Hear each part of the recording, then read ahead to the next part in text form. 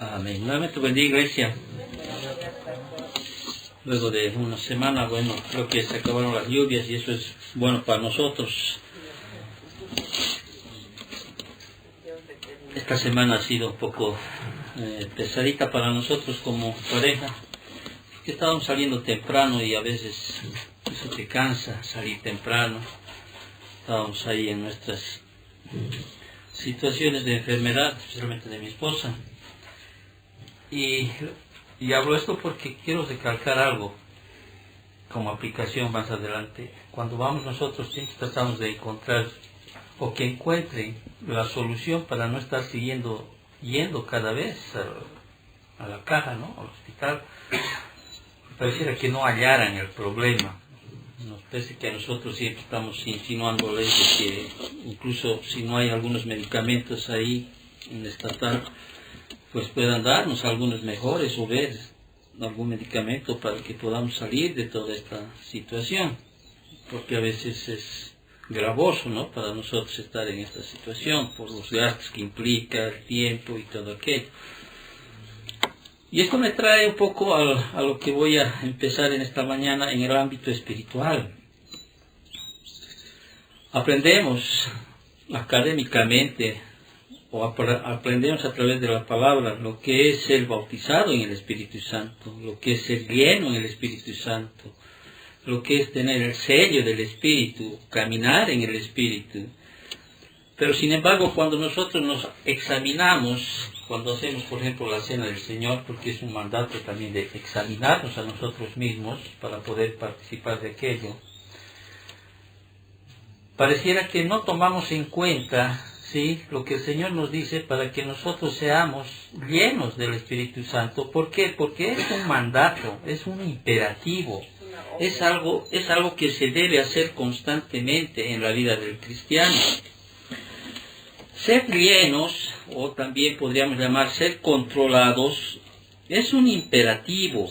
O sea, un imperativo implica, es un mandato. Y cuando uno se va a Efesios capítulo 5, quiero que te traslades a Efesios capítulo 5,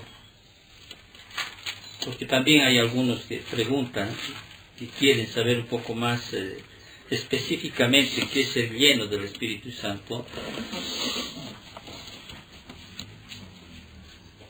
Y quizá uno yo sé que han entendido, pero pareciera que no han entendido, porque no veo una respuesta, no veo una acción al conocimiento que uno tiene, ¿sí?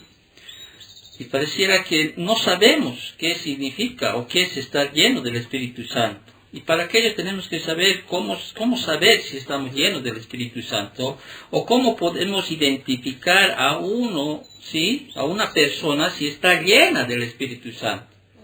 ¿Sí? No es lo que usted ve en la televisión, con sus gritos, sus cosidas, sus caídas, sus balbuceos, esas cosas que de alguna manera han mostrado, creo, en la mayoría de las iglesias denominadas cristianas, ¿no?, esas acciones.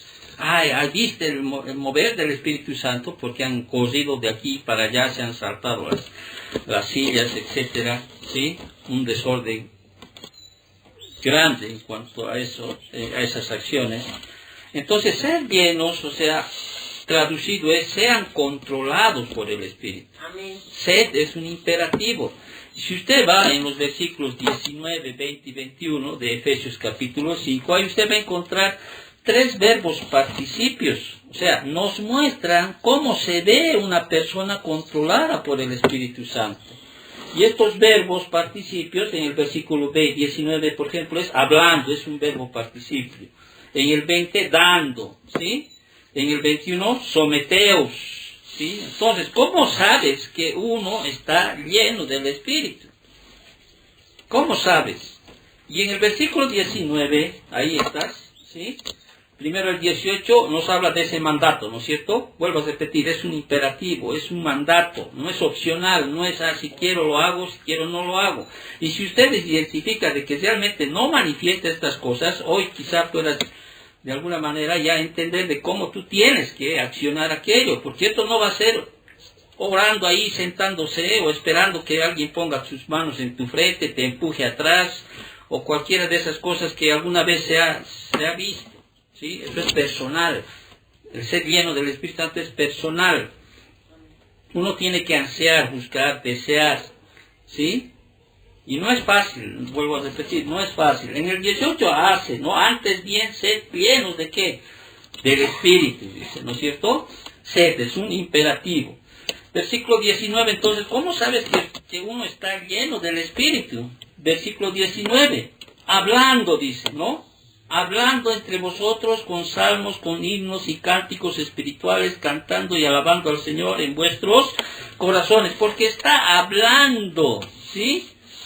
¿Qué cosas está hablando? Cosas del mundo, cosas del trabajo, cosas, alegorías, no sé, cualquier cosa, fábulas, comentarios, TikToks que has visto, películas, novelas. No, ¿sí? ¿Sabes si estás lleno? ¿Sí? Porque una persona está alabando, dice aquí, ¿no?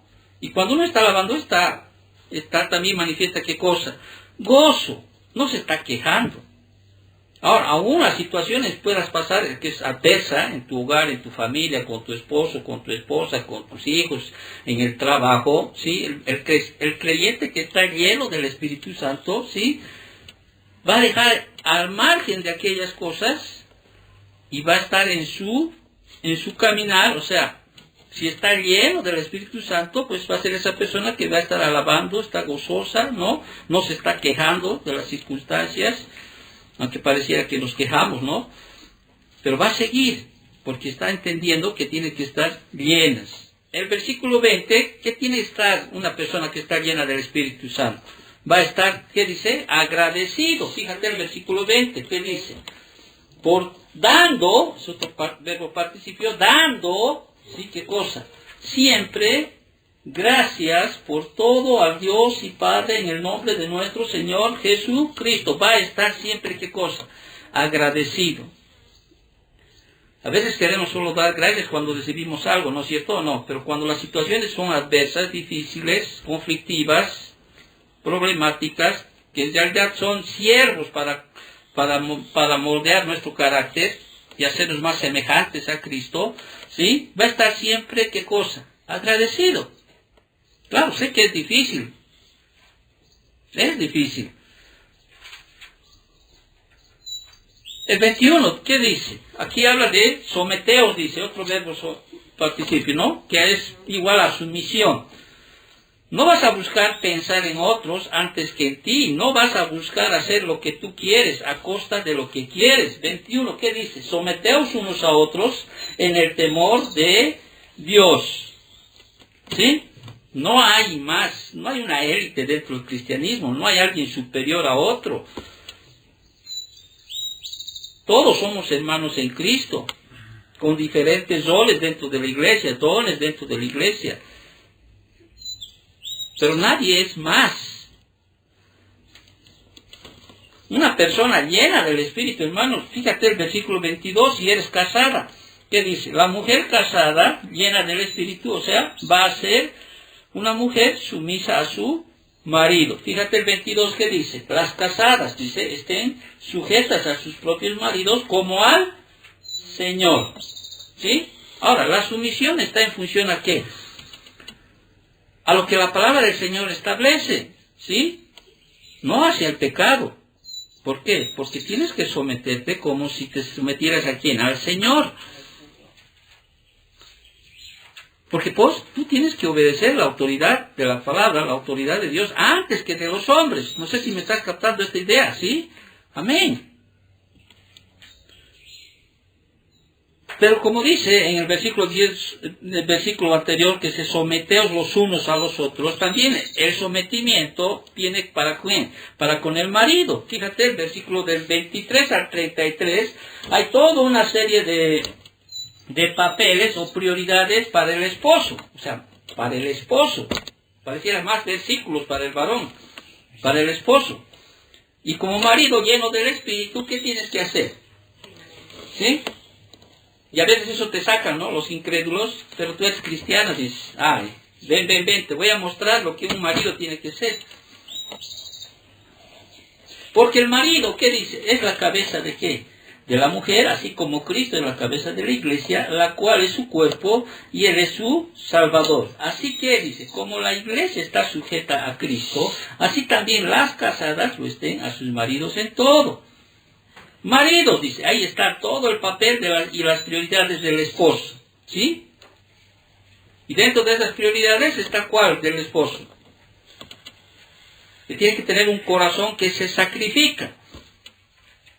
Maridos, dice, amad a vuestras mujeres, así como Cristo amó a la iglesia y se entregó a sí mismo por ella. Como Cristo amó a la iglesia, ¿te das cuenta qué hizo Cristo por la iglesia? Dio todo. Murió, ¿sí? Tomó incluso todos los pecados de todo aquel que viene a él en arrepentimiento, ¿sí? Al punto de dar su vida por la iglesia, el marido también tiene que dar su vida por la esposa, ¿no es cierto? Vas a amar a tu mujer así como Cristo amó a la iglesia, dice. Dentro del rol, dentro del papel y la prioridad del esposo, tiene que tener un corazón que se sacrifica. Más allá de aquello, también tiene que tener un amor que purifica. Por eso dice el versículo 26, para santificarla, dice, habiéndola purificado en el lavamiento del agua por la palabra, a fin de presentársela a sí mismo una iglesia gloriosa, que no tuviese mancha ni arruga ni cosas semejantes, sino que fuese santa y sin mancha.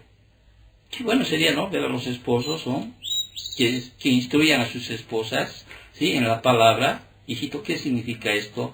¿Sí? ¿Por qué dice esto la Biblia? ¿Sí? Y el esposo está ahí, ¿para qué? Para santificar a través de la palabra, instruirla. ¿Por qué? Porque el Señor va a demandar al esposo, ¿sí?, el ministerio de la familia, de la esposa, en este caso. El marido tiene que tener, dice, otra de las prioridades que vemos en el versículo 28 adelante, un amor que cuida. O sea, estoy hablando de la llenura, ¿no? Si el esposo va a ser lleno del Espíritu, va a tener estas prioridades, estos papeles en manifestación. Así también, dice, los maridos deben amar a sus mujeres, dice, como a sus mismos cuerpos. El que ama a su mujer, a sí mismo se ama, porque nadie aborreció jamás a su propia carne, sino que la sustenta y la cuida, como también Cristo a la iglesia. Porque somos miembros de un cuerpo, de su carne y de sus huesos. Una otra prioridad que encuentras aquí del varón, o sea, del esposo, tiene que tener un amor que no se rompe, ¿sí? Por eso dice el 31, por esto dejará al hombre a su padre y a su madre, y se unirá a su mujer, y los dos serán una sola carne.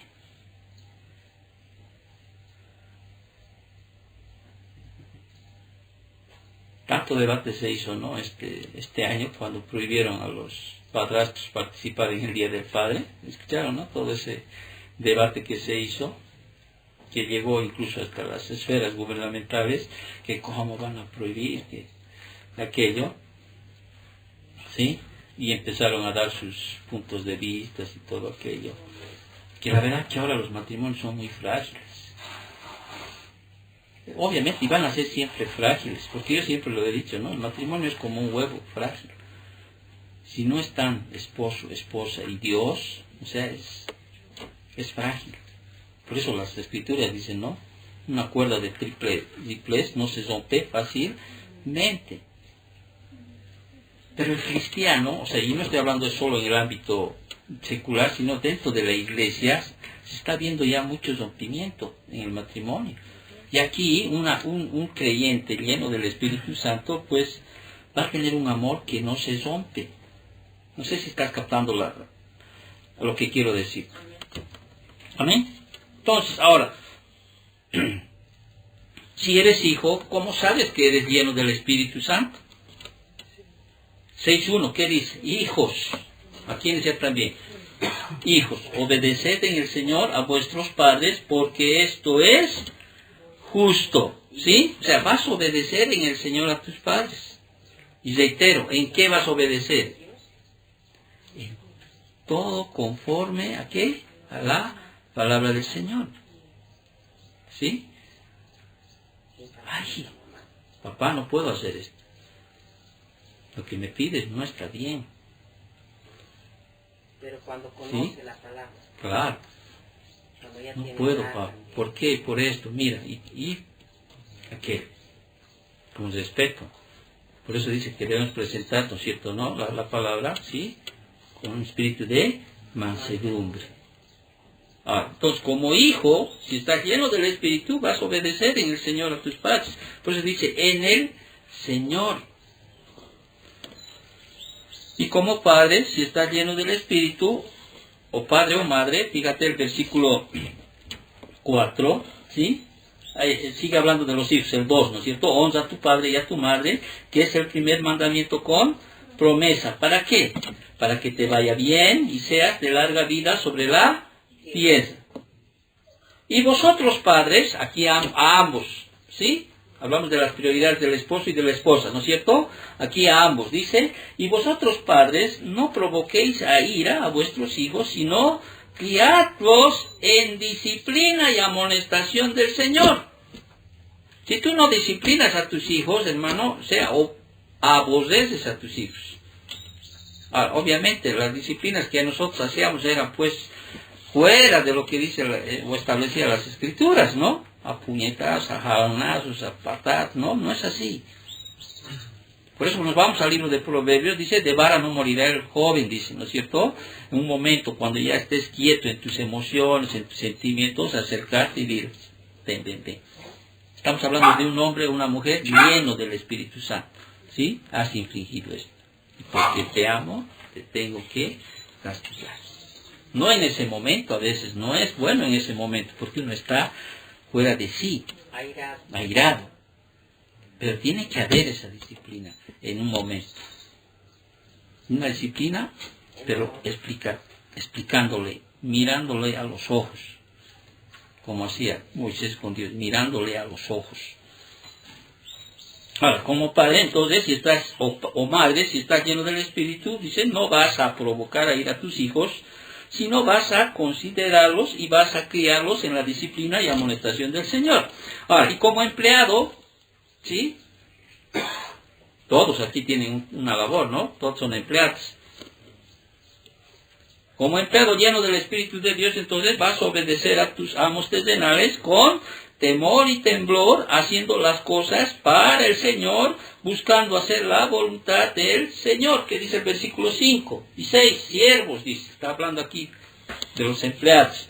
Obedeced a vuestros amos terrenales con temor y temblor, con sencillez de vuestro corazón, como a Cristo, no sirviendo al ojo, como los que quieren agradar a los hombres, sino como siervos de Cristo, de corazón, haciendo la voluntad de Dios. Esté o no esté tu director, usted tiene que trabajar como si estarías trabajando, ¿para quién?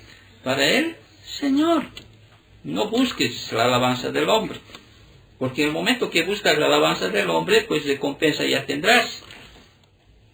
Pero busca ¿qué? La recompensa allá en los cielos. Ahora, pero también no solo habla para los empleados o siervos en ese tiempo, sino también para los jefes. Y como jefe cristiano lleno del Espíritu Santo, ¿sí? vas a ser con tus empleados considerado, justo, amable, dejando las amenazas, no siendo autoritario, sabiendo que el Señor, ¿no? Luego, y que el Señor tuyo, o sea, en este caso del jefe, y el de ellos está en el cielo. Tienen al mismo Señor. ¿Qué dice el versículo 9 del 6? Y vosotros amos, o sea, ¿no? En nuestro tiempo podríamos decir el jefe, ¿no? El director. Haced con ellos lo mismo, dejando las amenazas, sabiendo que el Señor de ellos y vuestro está en los cielos y que para Él no hay acepción de personas. Entonces, eso es ser lleno del Espíritu. Ahora, ¿cómo ser específicamente ser lleno del Espíritu? Ya sabes qué es ser lleno del Espíritu, ¿no es cierto o no? Sabes, ¿sí? Y ahí vas al paralelo que es Colosenses capítulo 3, ahí citos mismos, el versículo 16 al 4.1, dice, y ahí vamos a ver también, si te vas a dar cuenta, leyendo rápidamente, vas a ver ahí alabanza, gratitud, sumisión.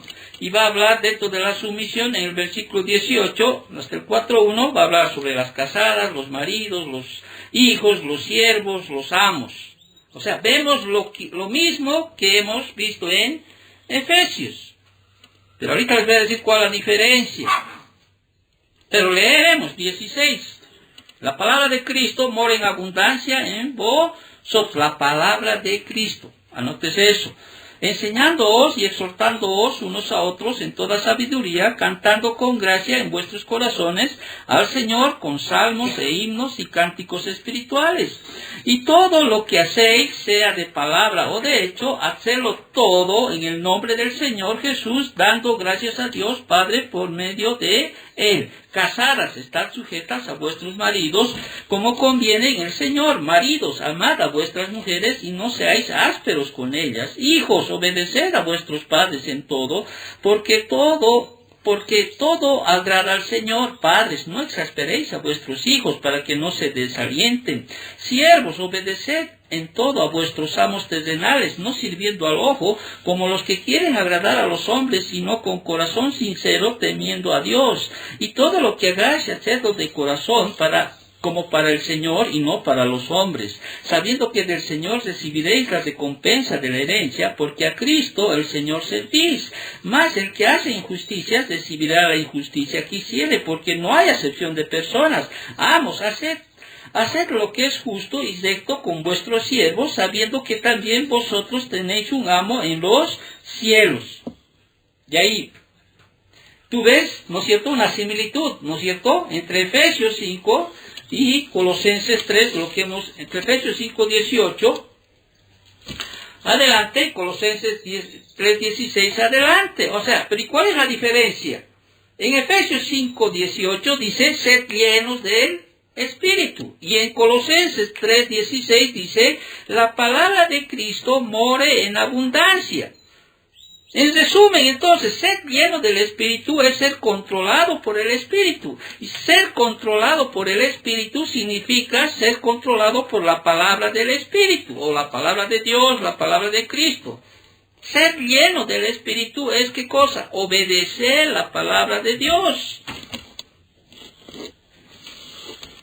Hermano, a ver, deja de escribir. Si tú determinas esto, tú te autoexaminas y dices, ay, a veces uno espera de los demás. ¿Por qué estará así? ¿Por qué será así? No, la vida cristiana es tú y Dios. ¿Sí? Tú te vas a examinarte a ti mismo. Dices, mira, yo no soy lleno del Espíritu, porque realmente me ando quejándome, ando cuestionando, exaspero a mis hijos, no. O sea, peleo mucho en casa, qué sé yo.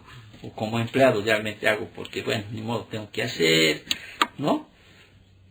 Y aquí te dice, ¿cómo puedes tú, sí, ser lleno del Espíritu Santo? ¿Es a través de qué? De que la palabra de Dios, o sea, que tú, como dice el 16, que la palabra de Cristo more en abundancia en vosotros. Ahora, usted recibe palabra más que otros. ¿Qué falta entonces? Obedecer. Ese es el catalizador que te va a hacer. Obedecer. ¿Sí? Obedecer aquello. Entonces, ser lleno del Espíritu es obedecer la palabra de Dios. Es así. Simplemente tienes que obedecer la palabra de Dios y entonces eres controlado, lleno por el Espíritu Santo. Ahora, que cuando pecas, o sea, dejas esa llenura. ¿Y qué haces? Dejas de ser lleno o controlado por el Espíritu. ¿Por qué? Porque estás contristando al Espíritu, o estás entristeciendo al Espíritu Santo. Entonces, ser lleno no es estar, pues, vuelvo a reiterar, por eso de eso estamos hablando en Hechos capítulo 2, no es estar con balbuceos o corriendo, cayéndose de aquí para allá, ¿sí? Haciendo el ladrido santo, no sé qué cosas que uno ve. No es eso. Ser llenos, ¿sí? Es normativo porque Efesios 5, 16, 18 lo dice. Y ser lleno no manifiesta qué cosa, las obras de la carne. Y manifiestas son las obras de la carne, que son, ¿qué cosa? ¿Te acuerdas en Gálatas, no? Y ahí está toda una lista, 17, si no me equivoco. ¿Sí? Fornicación, adulterio, lascivias, contenciones, borracheras, etcétera, etcétera, etcétera. Pero ser lleno, ¿sí? O andar en el Espíritu, que es someterse, ¿no? Obedecer la palabra de Dios, ¿no? Más el fruto del Espíritu es, ¿qué cosa? Amor, gozo, paz, paciencia, benignidad, bondad, fe, templanza. Sobre tales cosas no hay ley, o sea, no hay medida para hacer aquello. Eso es lo que tenemos que nosotros realmente entender.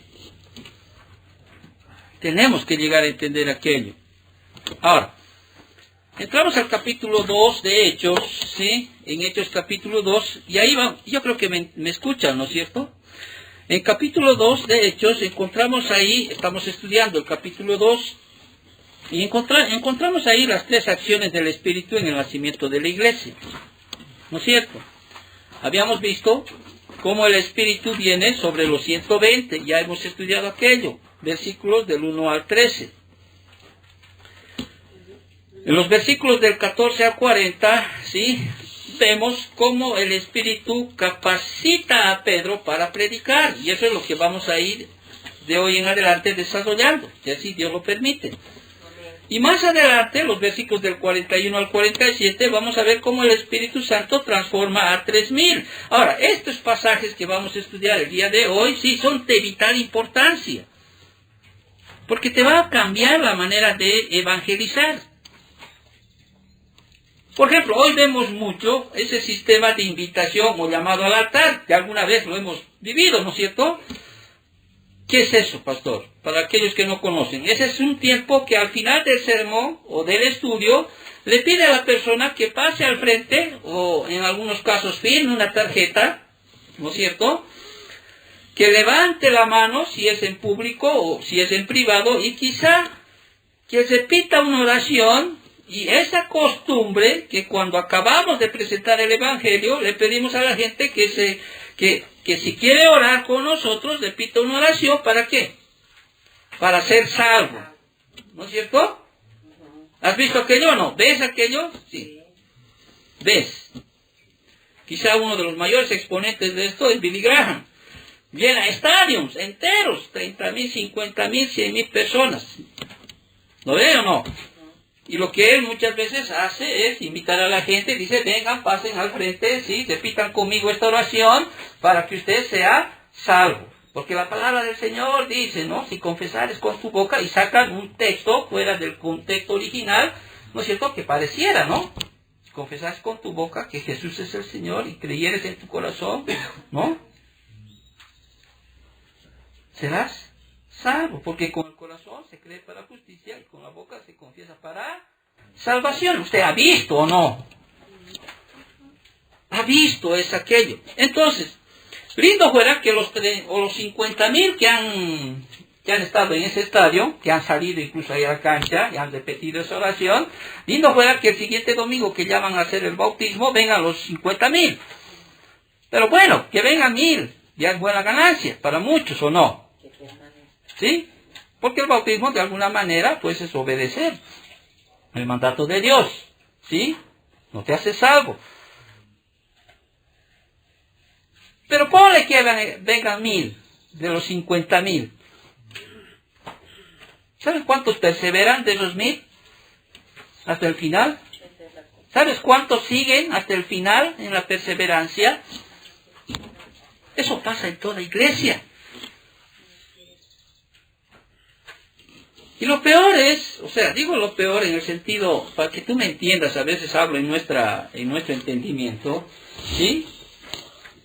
Y alguna vez pasan los años, porque me pasa, ¿sí? Y dicen, bueno, ¿te acuerdas de fulano? Sí, murió. Pero una vez pasó al frente, ¿sí? Hizo la oración del pecador, ¿sí? Y ahorita está en el cielo, dice. Bueno, más allá, ¿sí? De lo que conocemos, porque es verdad o no es verdad aquello. ¿Sí? No hay en el Nuevo Testamento algún sermón o mandato mandato en el que Jesús o los apóstoles o algún cristiano, después de presentar el Evangelio, le pida a aquel a quien le predicó el Evangelio que repita una oración. A eso me voy, al entendimiento de aquello. Ahora, ¿qué es pecado? No podría decirlo en el sentido así, pero lo que yo quiero que tú entiendas es qué es lo que establece la palabra. Porque cuando uno remonta ese modo de hacer, ¿sí? Tienes que remontarse hasta el siglo XIX, 1830 en realidad, porque este sistema en realidad fue llevado a cabo, o fue llevado a su popularidad a mediados de 1830 por un hombre llamado Carlos Fine, ¿no? De hecho, este varón es uno de los que rechazó la doctrina de la depravación total, y nosotros entendemos que no hay nada bueno en el hombre, ¿sí?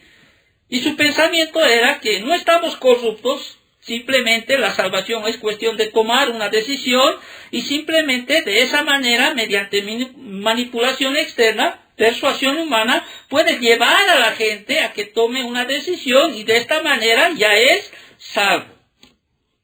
Ese era su pensamiento. Y después de esta manera de pensar, pues fue heredado por predicadores, por muchos predicadores a través de estos años que han pasado, ¿sí? Idealmente se fortaleció esta acción. Sin embargo, hay que hacer notar que no hay registros históricos, bíblicos en esa práctica, sino hasta a partir más o menos del siglo XIX después de Cristo. No vas a encontrar en la palabra del Señor esas acciones, ¿sí? Esa manera. Y muchos centran, ¿sí?, que esa oración que hizo, pues, bueno, le dio la salvación. ¿Y por qué está hablando esto usted, pastor? ¿Por qué está enseñando esto? ¿Por qué está diciendo esto? Porque vamos a ver, porque aquí estamos hablando del primer sermón cristiano. Cómo antes de 1830, en este caso, cómo es que antes se hacía para que la persona realmente sea persuadida para ser salvo. Y a través de este mensaje, o sea, de este estudio que vamos a hacer, porque de eso se trata, ¿no es cierto? Tenemos que entender realmente que la predicación, ¿sí?, es lo primordial dentro de la iglesia. ¿Qué le decía Pablo, por ejemplo, a Timoteo? Le decía, construye el mejor lugar, ¿sí?, que el ministerio de alabanza sea bueno. No, predica la palabra, que instes a tiempo, fuera de tiempo. Se redarguye, corrige, reprende, exhorta, ¿no es cierto o no? Esa es la primordial dentro de la iglesia en este tiempo, la predicación de la palabra. Puede faltarnos lo que sea, puede faltarnos el micrófono, puede faltarnos la silla, puede faltarnos el techo, puede faltarnos la alabanza, puede faltarnos cualquier cosa, pero jamás debe faltar ¿qué cosa? La predicación de la palabra del Señor. Y eso lo tenían tan bien establecidos en el libro de los Hechos, que predicar siempre se ha mantenido en el centro de la misión de la iglesia. Ese era el predicar, era el centro de la misión de la iglesia. Si tú ves ahí en Hechos, volviendo a Hechos, en Hechos capítulo 4, versículo 1 y 2, ahí por ejemplo se registra que las autoridades judías estaban molestas. ¿Por qué? Porque los apóstoles, o sea, ¿qué hacían? Fíjate el versículo 1 y 2, hablando ellos al pueblo, vinieron sobre ellos los sacerdotes con el jefe de la guardia del templo y los saduceos, resentidos de que enseñasen al pueblo y anunciasen en Jesús la resurrección de entre los muertos. Entonces, las autoridades judías estaban molestas porque los apóstoles estaban enseñando al pueblo, ¿qué cosa? La palabra. La resurrección a Jesús, ¿no? La resurrección de entre los muertos. Ahí en el 8.4, después de estallar la primera gran persecución de la iglesia, tú vas a ver cómo fueron. Los que fueron esparcidos iban por todas partes y ¿qué hacían? Anunciaban el evangelio. Ahí en el 8.4, en el 8.5, en el 8.2 se registra, por ejemplo, la predicación de Felipe. Tú puedes leerlo y estudiarlo. ¿Te acuerdas de Felipe? En el 25 del capítulo 8 registra la predicación de Pedro y de Juan a quienes, a los samaritanos. En el 8:35-40 Felipe al etíope eunuco, ¿te acuerdas? Más adelante en el capítulo 9, versículo 20, después de su conversión, Pablo enseguida dice que hacía, predicaba a Cristo en las sinagogas. Y ahí en el 11:20, adelante, describe el ministerio de los varones de Chipre y de Cirene, los cuales cuando entraron en Antioquía, hablaron también a los griegos anunciando, ¿qué cosa? El evangelio de Cristo. Entonces, todo se centra en la predicación de la palabra, del evangelio de Cristo. Durante todo el trayecto, hasta el último versículo, Hechos registra que en la iglesia primitiva predicaban el evangelio. Y si tú te vas, por ejemplo, al último versículo de Hechos del Hechos 28, el último versículo, fíjate cómo termina. Predicando el reino de Dios y enseñando acerca del Señor Jesucristo abiertamente y sin impedimento. Entonces, el hincapié de la iglesia primitiva en la predicación reflejaba lo que Cristo había mandado, había establecido. Lo mismo hizo Cristo, ¿no es cierto? Amén. Comenzó a predicar y a decir, ¿qué cosa? Salgan al frente, ¿sí? Hagan esta oración. No, ¿qué decía el Señor? Arrepentíos y convertíos, ¿o no? Porque el reino de los cielos se ha acercado. Y tú vas a ver Marcos 1:14, Lucas 4:43, el más conocido, Lucas capítulo 4, y si me voy a Lucas capítulo 4, fíjate lo que se predicaba. En el 4, versículos del 16 al 41, dice así, vino a Nazaret, donde se había criado, y en el día de reposo entró en la sinagoga conforme a su costumbre, y se levantó a leer, y se le dio el libro del profeta Isaías, y habiendo abierto el libro, halló el lugar donde estaba escrito, el Espíritu del Señor está sobre mí, por cuanto me ha ungido para dar buenas nuevas a los pobres, me ha enviado a sanar a los quebrantados de corazón, a pregonar libertad a los cautivos, vista a los ciegos, poner en libertad a los oprimidos, predicar el año agradable del Señor, y enrollando el libro le dio al ministro, y se sentó, y los ojos de todos en la sinagoga estaban fijos en él. Predicar o proclamar, ¿sí? Acá en la lectura que hemos dado, se menciona 3 veces en el pasaje de Isaías que Jesús leyó. O sea, la predicación es el centro, podríamos decir así, de lo que se debe hacer. Y Pedro, estamos hablando aquí del primer sermón que Pedro lanza. Pablo mismo estableció, ¿sí? Cuando él declaraba, ¿no?, que si yo no predico, o sea, él estableció la predicación fundamental. Ahora, esto para los que entiendan, y a veces puedo pasarme a ser muy académico, pero necesito tú que vayas más allá de lo que podemos leer. Son versículos fáciles de entender, pero sin embargo usted necesita, por ejemplo, ¿sí?, entender aquello. ¿Por qué debe saber esto? Esa es mi inquietud. Por eso mismo trato de ser lo más exhaustivo posible. El contenido de la predicación bíblica se puede resumir en 2 palabras griegas. Quiero que entiendas aquello. Kerugma, que es una de ellas, y didache. Kerugma y didache. Ahora, kerugma, o sea, K de kilo, E-R-U-G-M-A, se deriva del verbo keruso, que significa proclamar o anunciar una creencia. Ahora, el sustantivo kerugma se refiere al contenido de una declaración. Y al menos 5 elementos componen el kerugma del Nuevo Testamento. Estoy hablando del contenido de una predicación bíblica, porque no todo lo que tú oyes, sí, es bíblico. Ahora, los elementos que componen el kerugma, o el proclamar o anunciar una creencia, ¿sí? Estos 5 elementos tienen que haber en una predicación bíblica. ¿Cuáles son? Primero, presentó, porque vamos a ver esto en lo que Pedro va a hacer más adelante, ¿sí? Vamos a ver, ¿sí?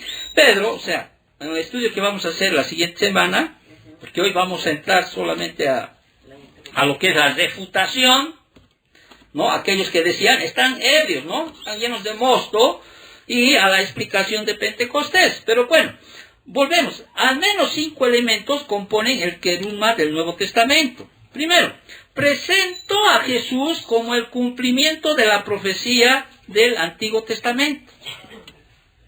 Reitero, presentó a Jesús como el cumplimiento de la profecía del Antiguo Testamento. Oh, varones judíos, ¿sí?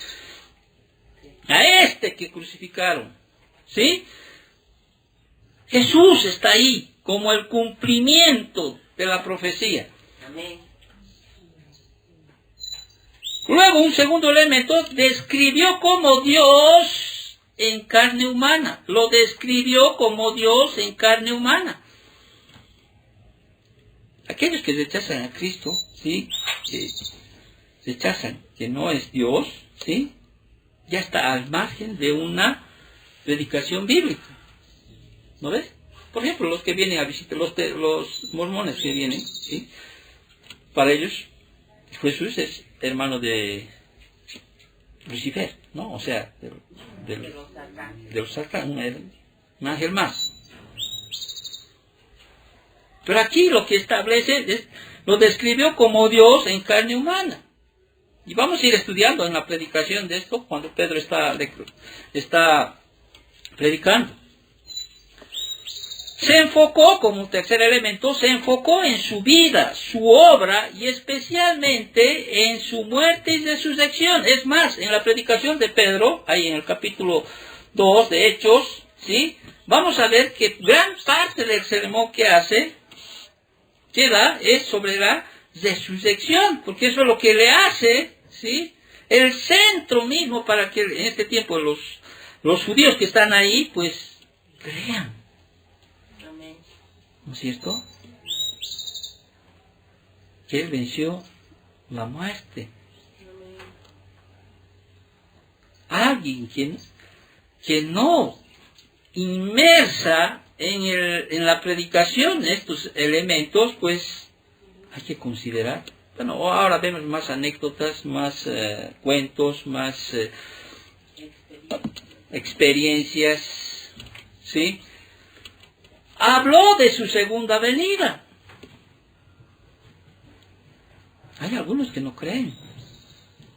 Obviamente más adelante vamos a saber, claro, dentro del tiempo, dentro del Antiguo Testamento no hay un claro establecimiento de una primera y una segunda venida. Pero sí podríamos deducir, o sea, se puede deducir que las dos venidas, ¿no?, existe a través de los propósitos, ¿no? Como Cristo, como el siervo sufriente primero, y después como el rey, o sea, que viene a establecer su reino. Pero bueno, más adelante vamos a estudiar aquello, porque de eso también va a hablar.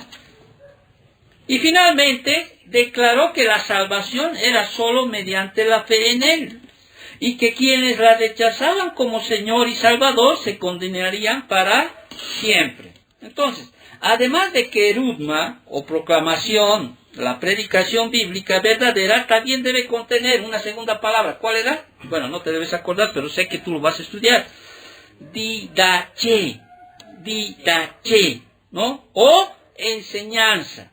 Y didache es de donde se deriva la palabra didáctico. Se refiere al contenido doctrinal dentro de la predicación querigma. Y las epístolas se componen en gran parte de esta teología de salvación que provee la profundidad y la anchura y la altura de la predicación. Entonces, la verdadera predicación es entonces proclamar las grandes verdades y afianzarlas con la riqueza de la sabiduría sobrenatural y profunda revelada en toda la Biblia, particularmente en el Nuevo Testamento. O sea, no hay verdadera predicación bíblica que esté desprovista de contenido doctrinal. Sé que es difícil que tú me hayas entendido, pero sé que tú vas a volverlo a escuchar. Amén. Y es necesario dar esto. ¿Por qué? Porque el libro de los Hechos narra a menudo que los hombres fueron persuadidos a creer y ser redimidos por la predicación apostólica. El uso del verbo persuadir sugiere que la predicación apostólica tenía a la vez lógica y contenido doctrinal. Y Pablo afirmó que la fe salvadora viene por el oír un mensaje acerca de Cristo. ¿Te acuerdas de lo que dice Romanos 10:17? Así que la fe es por el oír y el oír por la palabra de Dios. Entonces, el uso de ese verbo persuadir, por ejemplo, ahí en 18:4, para que me diga de dónde saque esa palabra, en 18:4, ¿sí? Lo que hacemos es persuadir. 18:4, fíjate, dice, perdón, no, 18, Hechos capítulo 18, versículo 4. Y discutía en la sinagoga todos los días de reposo y persuadía a judíos y a griegos. En el 19:8, de la misma manera dice, y entrando Pablo en la sinagoga, habló con denuedo por espacio de 3 meses, discutiendo y persuadiendo acerca del reino de Dios. Ahí al final en el 28, 23 y 24, en el último capítulo del libro de los Hechos, dice así, y habiendo señalado un día, vinieron a él muchos a la posada, a los cuales se les declaraba y les testificaba el reino de Dios desde la mañana hasta la tarde, persuadiéndoles acerca de Jesús, tanto por la ley de Moisés como por los profetas. Y algunos asentían a lo que decía, pero otros no creían. Entonces, este uso de este verbo persuadir sugiere que la predicación apostólica tenía a la vez lógica y contenido doctrinal. Claro, nosotros entendemos que el único que puede convencer de pecado, juicio y de justicia es ¿quién? El Espíritu Santo. Pero nuestra labor es ¿qué cosa? Predicar, persuadir. ¿Cierto o no cierto? Amén. Entonces, antes de abordar, ya vámonos ahora a Hechos capítulo 2. Ay, pastor, ahora recién vas a empezar. Bueno, sí, porque es necesario que usted aprenda. De eso se trata, ¿no es cierto? Amén. Antes de abordar la parte principal de su sermón, Pedro debate lo que está inmediatamente en las mentes de las personas. ¿Qué está en la mente de las personas? Acuérdate de lo que hemos estudiado la anterior semana. Sí. El fenómeno de Pentecostés, ¿no? Ay, lo que había pasado. ¿Sí? ¿No es cierto? Ese estruendo, ¿no? Ahí la gente se aglomera, ¿no? El Espíritu Santo viene sobre los 120, ¿no? Y empiezan a hablar, que fueron llenos del Espíritu Santo y empezaron a hablar en otras lenguas, en otros idiomas. Algo sobrenatural había empezado. Pero al final, donde habíamos quedado la anterior semana, en el versículo 3, ¿sí? No todos se asombraban así sanamente, podríamos decir así. El versículo 13 del capítulo 2 de Hechos, ¿sí? Había algunos, ¿sí? Mas otros, dice, burlándose decían, están llenas de ¿qué? Están llenos de mosto, ¿sí? Entonces, antes de abordar la parte principal de su sermón, de lo que les he dado las pautas, ¿sí? Antes de aplicar o de abordar la parte principal de su sermón, Pedro debate lo que está inmediatamente en las mentes de las personas, el fenómeno de Pentecostés, pero empieza, ¿qué cosa? Refutando la difamatoria acusación de embriaguez. Es lo que empieza, ¿sí?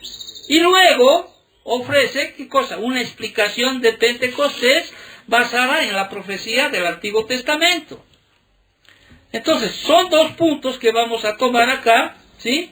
La refutación, versículos del 14 y 15, del capítulo 2 obviamente, y la explicación de Pentecostés, basada en la profecía del Antiguo Testamento, versículos 16 al 21. Y empezamos la refutación, ¿no es cierto? Versículos 14 y 15. Lo leo y después desarrollamos. Amén. Dice así: entonces Pedro, dice, poniéndose en pie con los 11, alzó la voz y les habló diciendo: varones judíos y todos los que habitáis en Jerusalén, esto os sea notorio y oíd mis palabras. Porque estos no están ebrios, como vosotros suponéis, puesto que es la hora tercera del día. Entonces, Pedro había sido el líder conocido, ¿no? ¿Te acuerdas los evangelios? Amén. Y a menudo el vocero de los apóstoles durante el ministerio terrenal de Cristo. Amén. De hecho, cuando uno ve las listas de los apóstoles, en las 4 listas donde se las menciona, su nombre está primero.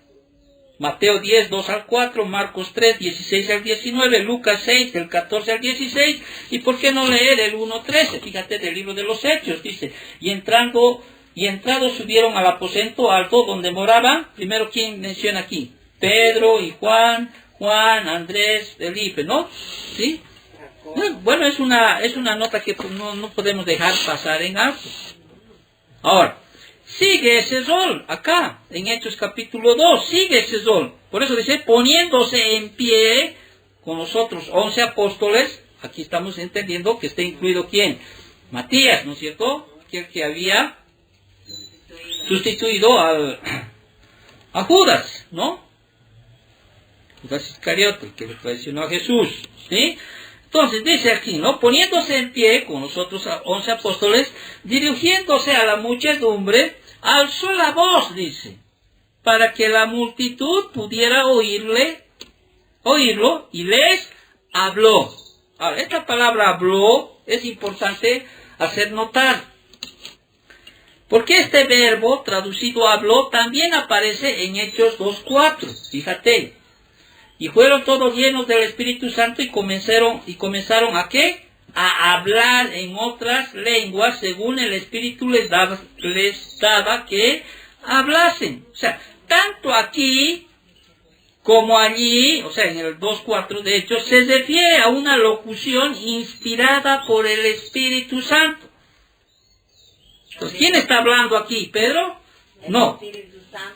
Pedro obviamente está hablando, pero sí, es el Espíritu Santo, ¿sí?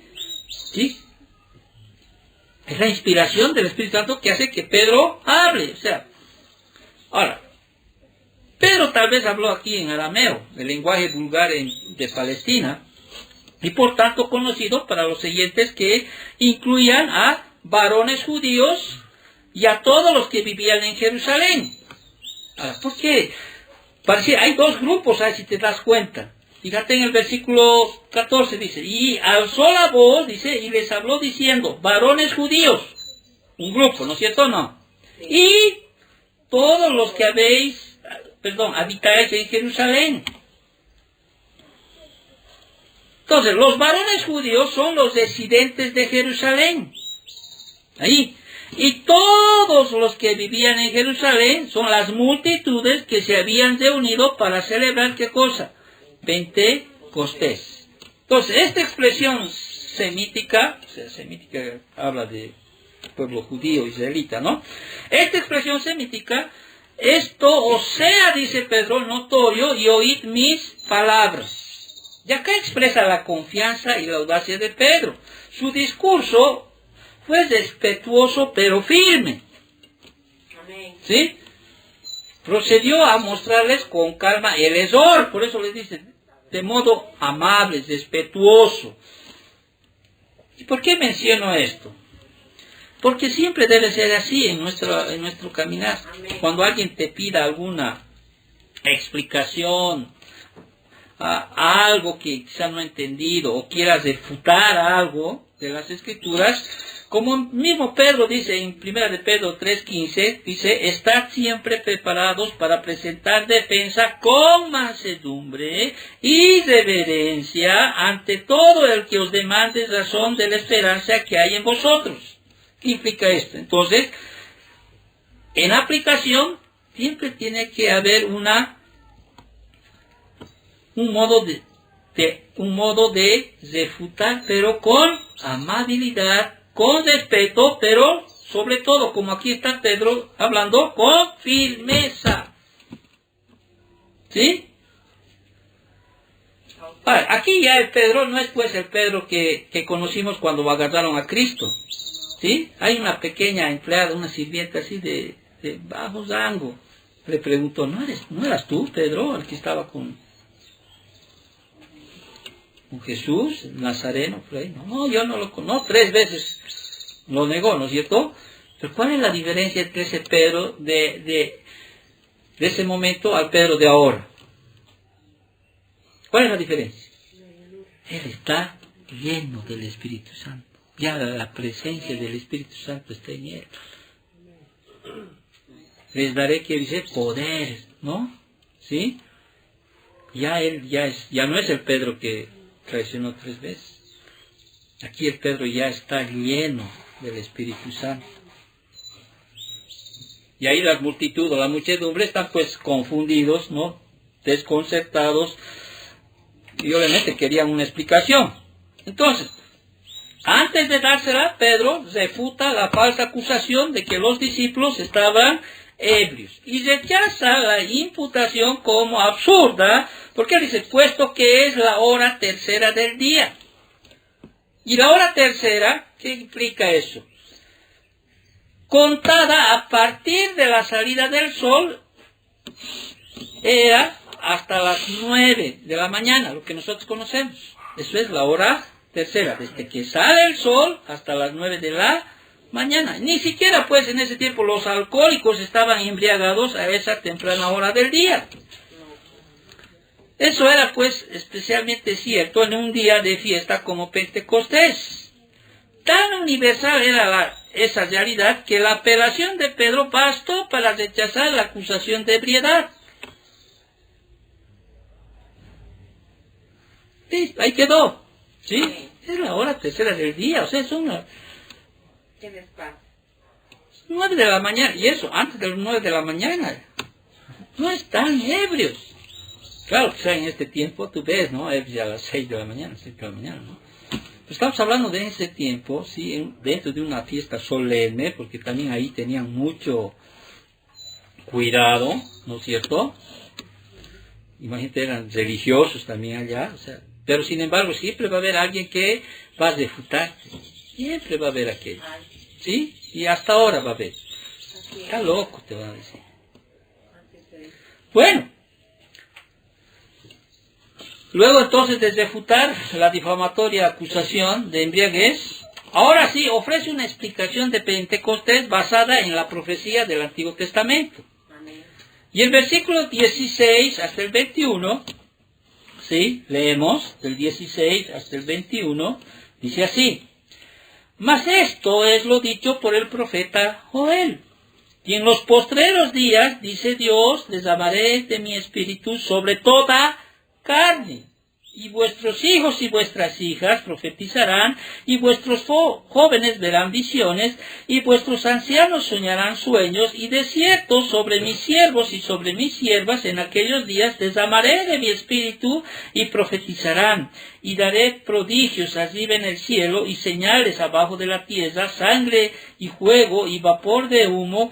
El sol se convertirá en tinieblas y la luna en sangre antes que venga el día del Señor grande y manifiesto. Y antes que siga esto te diré yo, muchos lamentablemente sí malinterpretan estos versículos. Y derramaré, dice, versículo 16, y en los postreros días, dice Dios, derramaré de mi espíritu sobre toda carne. Derramó sobre toda carne del espíritu en este momento de esto. No solo sobre los que estaban ahí. 3,000 se convirtieron más adelante. Y los demás,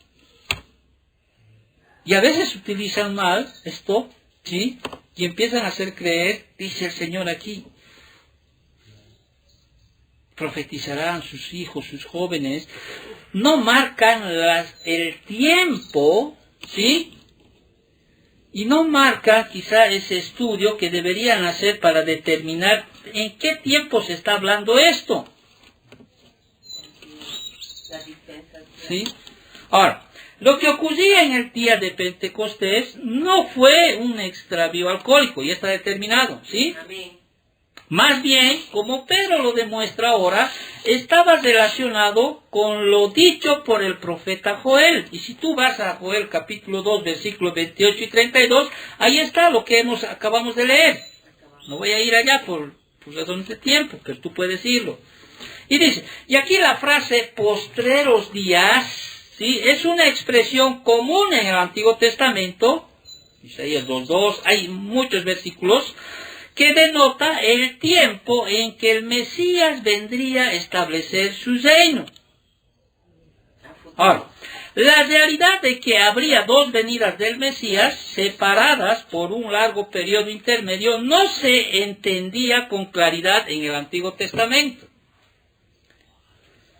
Las dos venidas se puede deducir de los dos propósitos para la venida del Mesías establecidos en el Antiguo Testamento. Uno, por una parte, el Antiguo Testamento enseña que el Mesías vendría como el siervo sufriente para morir por los pecados del mundo. Isaías 53, ahí está todo ese Isaías que conocemos. Por otra parte, también enseña que el Mesías vendría en gloria para establecer su reino. Isaías 9:6.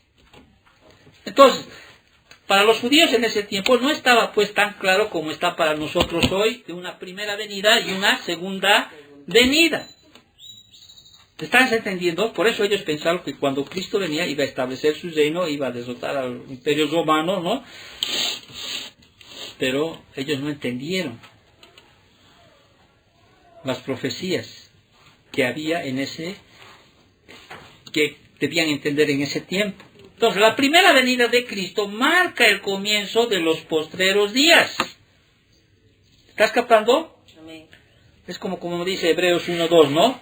Dice el escritor de Hebreos, que en los postreros días nos ha hablado por el Hijo, dice, ¿no es cierto? Ahí en primera de Pedro 1:20, primera de Juan 2:18, ahí vamos a ver, ¿no es cierto?, que la primera venida de Cristo marcó el comienzo de los postreros días. Entonces, los postreros días han durado hasta ahora, ¿cuánto? ¿2000 años? Sí, ¿no? Más o menos. Y durante ese tiempo, ¿Dios qué ha hecho? Dios ha llamado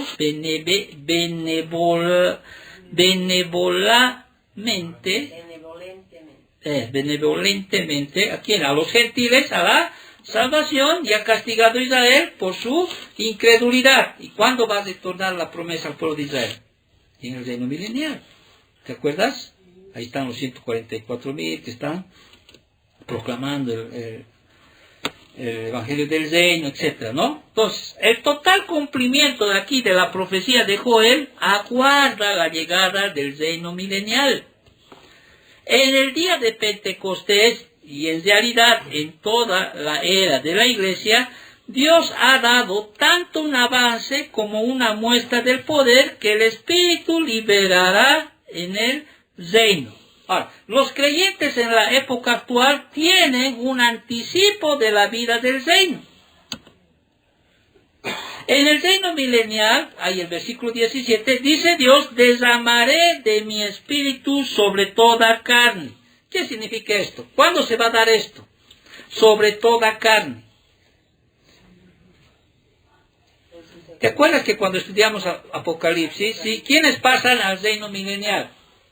Todos son redimidos. ¿O no? ¿O hay algún sobreviviente? No hay, todos. Todos los incrédulos, todos los que rechazaron el Evangelio del Reino, todos, sí, mueren, ¿no es cierto? Y pasan al reino milenial. ¿Quiénes? Todos son redimidos.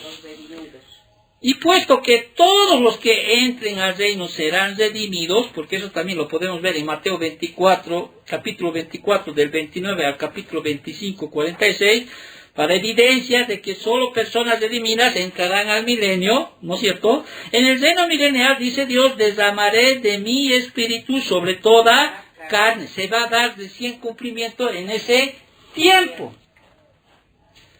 Cuando Pedro está hablando de esta profecía, sí, es como un adelanto.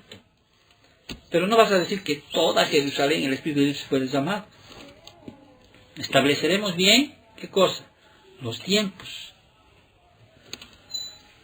Obviamente ahora, durante la era de la iglesia, que es ahora, ¿sí? Dios derrama su Espíritu sobre los creyentes, ¿no? Tito 3, versículos 5 al 6, establece aquello.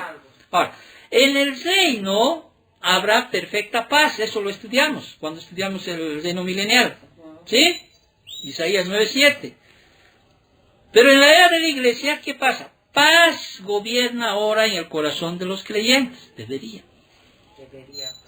¿Sí? Mi paz os dejo, mi paz os doy. No se turbe vuestro corazón. Yo no lo doy como el mundo la da. Ahora, en el reino obviamente habrá completa paz, ¿no? Ya hemos explicado. En el reino, o sea, Cristo, ¿qué dice? Gobernará, ¿no es cierto? Lucas 1:33. Él reina ahora en los corazones de quienes conforman su pueblo. En el reino, Cristo juzgará a todos los hombres. Hechos 17:31, 2 de Timoteo 4:1. Ahora, ¿sí? Él juzga a su pueblo por medio del ministerio convincente del Espíritu en las vidas de ellos. Lo que finalmente llegará a su plenitud en el reino comienza a verse en Pentecostés. Es un comienzo. No terminó eso. Se va a cumplir toda esta profecía allá en el reino milenial. ¿Estamos bien? ¿Estamos entendiendo? Ahora, no obstante, es indudable que no todos los componentes de la profecía de Joel están prefigurados en la era de la iglesia. No es hasta que el Espíritu se derrame sobre toda carne en el reino. Afirma Pedro que dice, vuestros hijos y vuestras hijas profetizarán. Está en el versículo 18, estoy leyendo. Vuestros jóvenes verán visiones y vuestros ancianos soñarán sueños. Ahora, es entonces declara que de cierto, dice, sobre mis siervos y sobre mis siervas en aquellos días les derramaré de mi espíritu y profetizarán. Es solo en aquellos días. ¿Cuáles son en aquellos días? El reino milenial. Que tan extensa profecía se llevará a cabo. Ahora, esta parte, por ejemplo, ¿qué pasa tú cuando ves un poquito para descansar y hacerme una pausa? ¿Sí? Muchos que hacen, muchos aplican a este tiempo. ¿Sí? Busca la llenura del Espíritu Santo, ¿no? Y vas a profetizar, vas a soñar y empiezan a entrar en esa serie de manifestaciones. Pero sin embargo, la profecía acá sigue siendo un misterio. La naturaleza de la profecía, los sueños y las visiones que ocurrirán, no se habla mucho de aquello. Si te das cuenta, cuando uno lee en Hechos capítulo 2, ¿no es cierto? Y dice, en los postreros días, dice Dios, derramaré de mi espíritu sobre toda carne, y vuestros hijos y vuestras hijas profetizarán. Y vuestros jóvenes verán visiones, y vuestros ancianos soñarán sueños. Todavía sigue siendo un misterio, no sabemos realmente. O por lo menos no hay, o yo no sé. Algunos dicen, algunos dicen que se dio eso en ese momento. Pero no hay una clara identificación en la Biblia de qué profetizaba, qué sueños. Se dará en ese tiempo, pero no podríamos hallar una explicación ahorita. Podríamos darlo, pero ¿qué? Aplicando quizás nuestro entender. No sé si estoy haciéndome entender. ¿No? A ver, la profecía, entendemos que la profecía se ejerció en la iglesia primitiva, ¿sí? Y continúa en un sentido no revelador a lo largo de toda esta época. Tampoco los prodigios arriba en el cielo y señales abajo en la tierra se dan en Pentecostés, o se dan. El sol ¿no? La luna, no se da, ¿no es cierto? No se da. ¿Cuándo se da eso? En la segunda venida de Cristo. O sea, a lo que yo quiero irme es que tenemos que identificar los tiempos de esta profecía de Joel. ¿Me estás entendiendo? Porque en ese momento en Pentecostés, o sea, no hay pues, el sol no se convirtió en tinieblas ni la luna en sangre. Eso se va a dar en la segunda venida de Cristo. ¿Sí o no? A lo que yo me voy es que hay muchos que establecen que esas cosas sucedieron en ese momento. Pero no es así. Es el inicio, ¿sí?, de esta profecía de Joel que empezó y va a terminar en el reino milenial, donde se va a establecer realmente ahí el Espíritu va a ser derramado sobre toda carne. ¿Por qué sobre toda carne? Porque los que van a entrar al reino milenial, todos son redimidos. Entonces no se puede decir que el Espíritu Santo en ese día de Pentecostés fue derramado sobre toda carne. Solo sobre los 120, ¿sí?, que estaban esperando la promesa del Espíritu. Ahora, más adelante usted va a ver que hablaron en lengua los 3000. No, porque era un hecho histórico, era el nacimiento de la iglesia.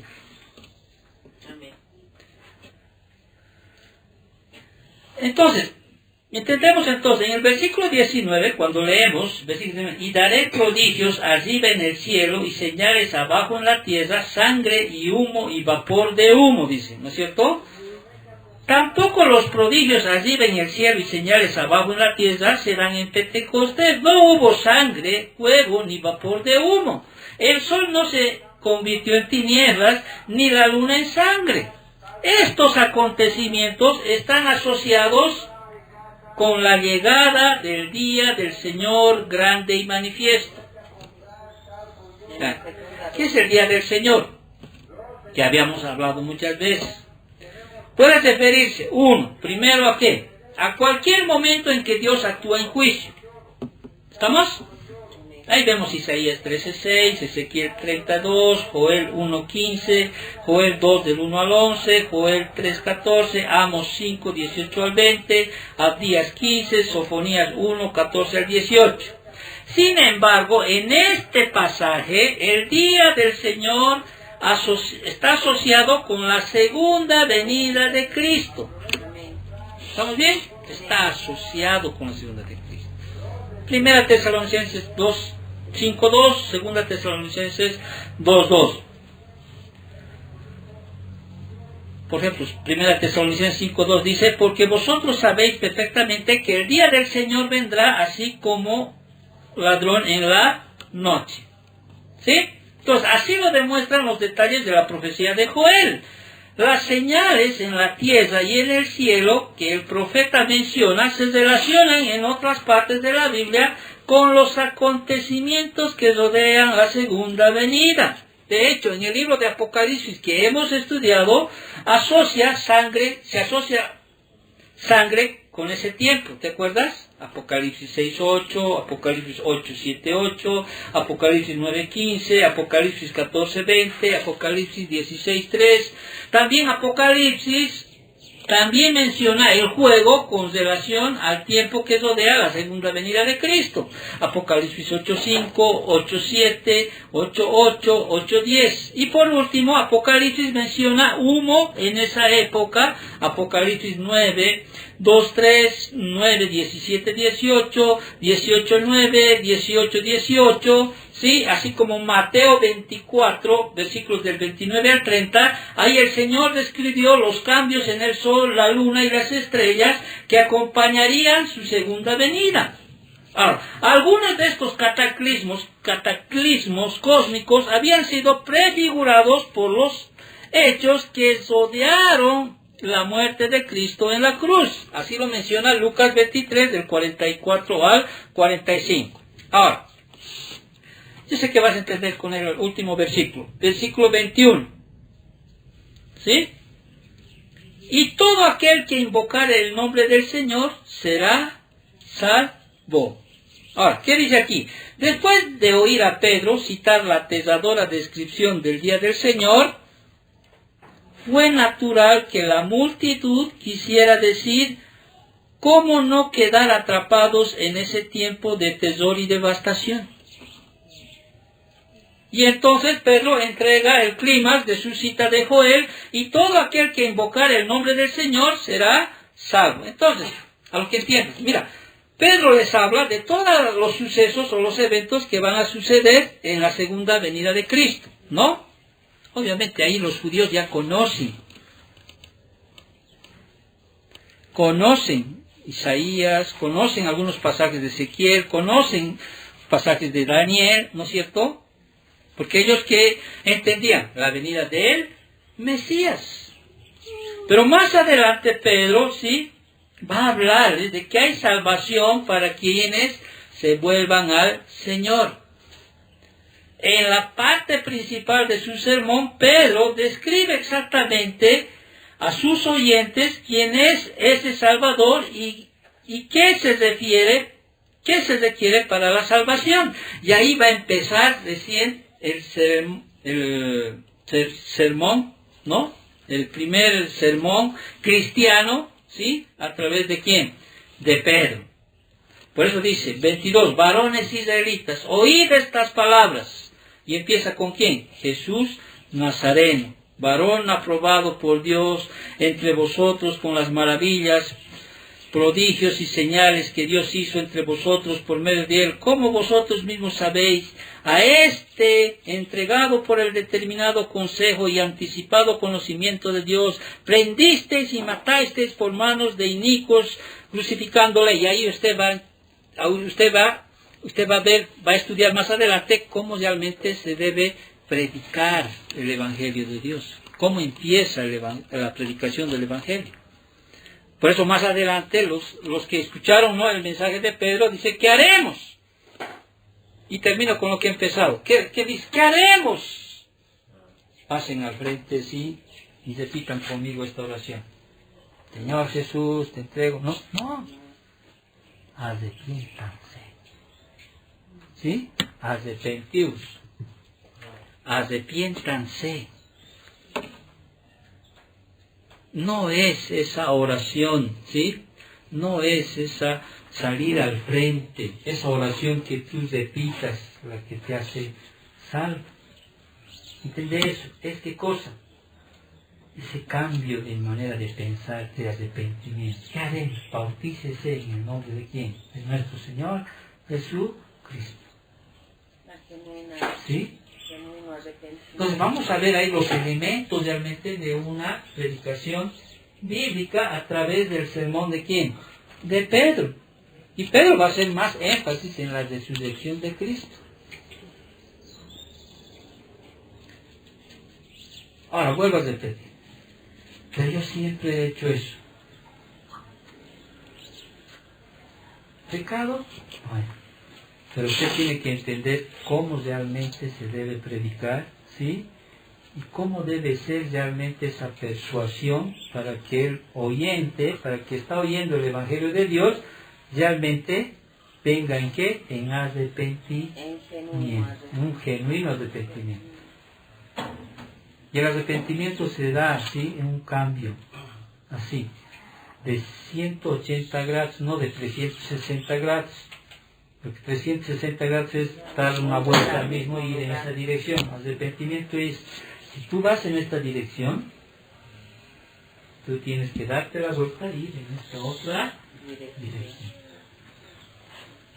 Puedes hacer que repitan todo tu curso, la oración.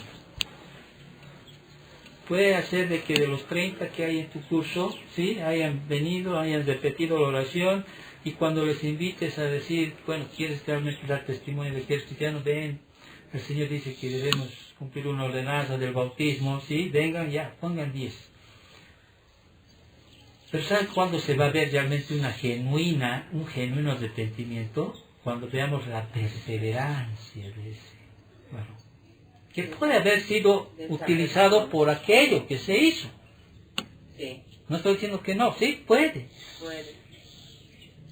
Pero en su corazón hubo realmente esa convicción de pecado, ¿sí?, ese arrepentimiento genuino, Y después no va a haber quien pueda pararlo en su caminar cristiano. Amén. Porque la perseverancia es aquello realmente, una de las características que muestra realmente, es una evidencia de que realmente eres un verdadero Amén. cristiano. Aleluya. Y la perseverancia se mide a través de situaciones, circunstancias, obstáculos, pruebas. ¿Sí? Y vas a seguir, no importando si eres perseguido, si eres maltratado, sindicado, o sea, no, tú vas a seguir.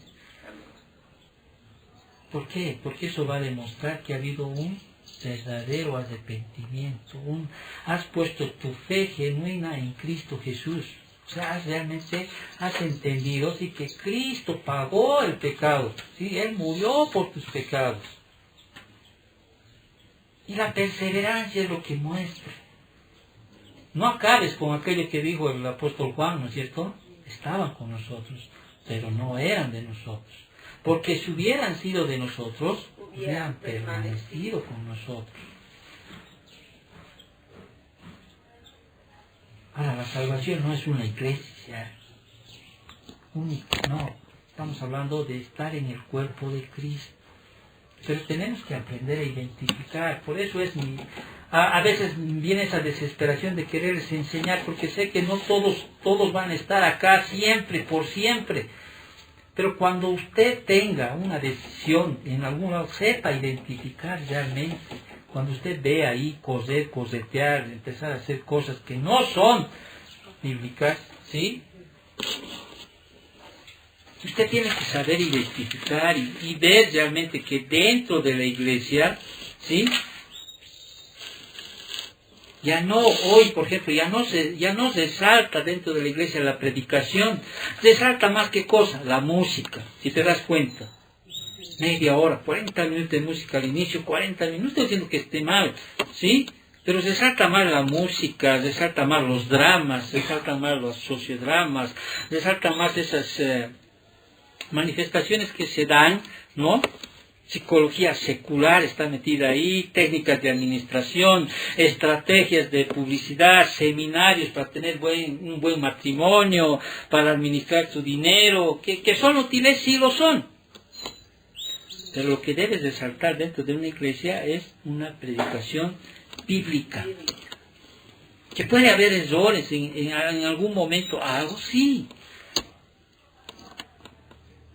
Pero se identificarán en su momento, ¿sí? Pero lo que se necesita dentro de la iglesia hoy en día es que el centro debe ser, ¿qué cosa? La predicación bíblica. Y vuelvo a repetir, se está perdiendo mucho la exposición, o sea, el estudiar la palabra así sistemáticamente. Y a veces aquellos que son más temáticos, por ejemplo, Escucho era temático, ¿sí? Pero lo hacía pues con un contexto puro, ¿sí? Puro. Esa es la labor que quiero dejar de alguna manera, que entiendan bien, ¿sí? Que entiendan ustedes bien realmente cómo se debe predicar, cómo debe ser la predicación en estos tiempos, como lo fue antes. Ha habido hombres grandes que mantenían esa pureza en la predicación. Pero vemos también, por otro lado, que se ha multiplicado y se ha degenerado mucho, ¿sí? Las predicaciones en otras iglesias. Se ha deformado. Se ha deformado. Por eso es el estudio del libro de los Hechos, para que podamos entender. Más adelante vas a entender sobre milagros, sanidades, ¿sí? Se dan, no se dan, se pueden dar.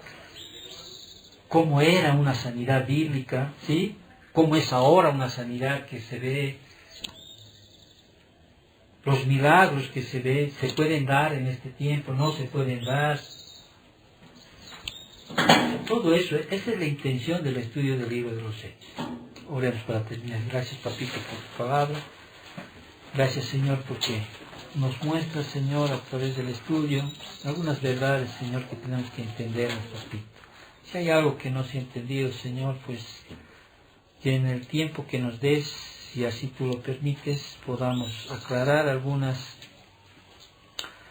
algunos cuestionamientos o algunas preguntas, Señor, que tú nos haces, o que nos hacen, perdón, Señor, pero sin embargo queremos agradecerte hasta ahora por lo que estamos estudiando y estamos dando a conocer, Papito Dios, sé tú siempre que puedas estar allí para poder hacer entender a nuestros hermanos. Gracias, Señor, por todos los que oyen, Señor, también bendícelos grandemente, protégelos, cuídalos, no los dejes caer en tentación, líbranos de todo mal, Papito. Gracias por todo, las ofrendas, gracias por la perseverancia de mis hermanos, Señor, te agradezco por todo, Señor, en nombre de Cristo Jesús. Amén.